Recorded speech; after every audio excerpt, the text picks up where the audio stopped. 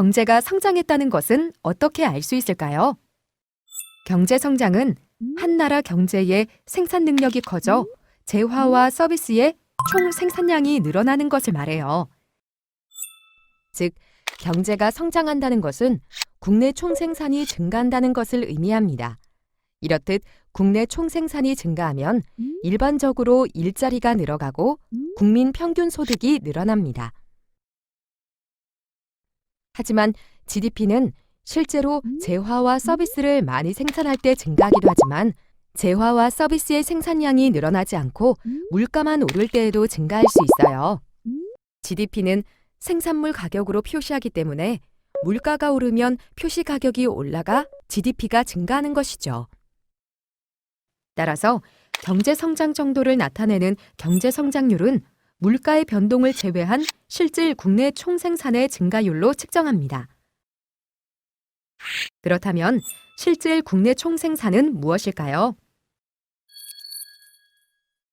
실질 국내 총생산은 재화와 서비스 생산량의 가치를 기준연도 가격으로 환산한 것입니다. 실질 국내 총생산은 고정된 기준연도 가격을 적용함으로써 수량만을 반영해요.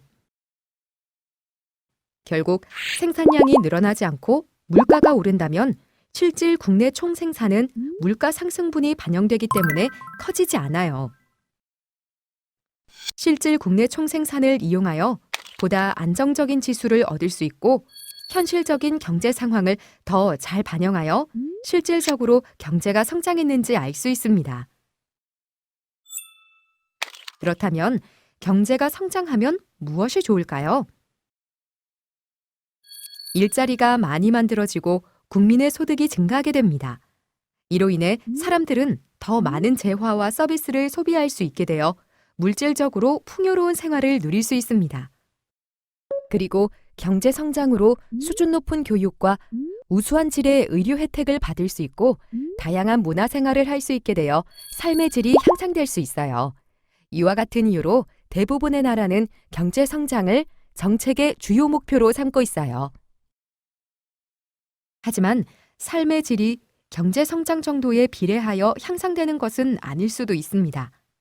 자, 그럼 경제 성장 과정에서 나타나는 문제점을 생각해 볼까요? 자원이 고갈되거나 환경오염이 심해져 쾌적한 생활을 방해하거나 인류의 생존을 위협할 수 있어요. 또한 경제 성장의 혜택이 일부 계층에 편중될 경우 빈부격차가 커져 갈등이 발생할 수 있어요. 그렇다면 경제 성장 과정에 나타나는 부작용을 줄일 수 있는 방법은 무엇이 있을까요? 우리가 일상생활 속에서 구체적으로 실천할 수 있는 방법으로 이야기해 보세요.